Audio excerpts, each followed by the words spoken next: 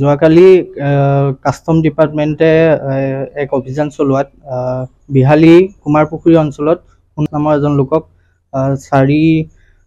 চাৰিডোখৰ হাতী দাঁতৰ সৈতে তেখেতক আটক কৰে আৰু জানিব পৰা মতে ঘৰ ৰাংচালি কৈবত্ৰ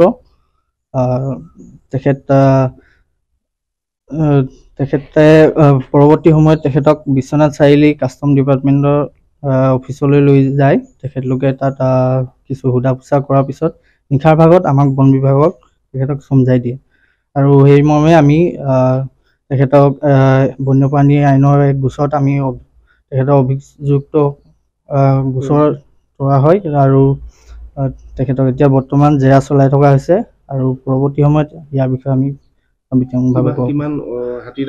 হাতী দাঁত 4ডোখৰ পোৱা গৈছে। 4ডোখৰ প্ৰায় 27.9 গ্ৰাম মান হ'ব।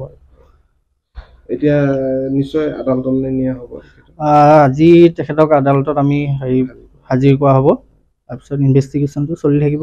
ইয়াৰ লগত আৰু কোন কোন জড়িত আছে কি আছে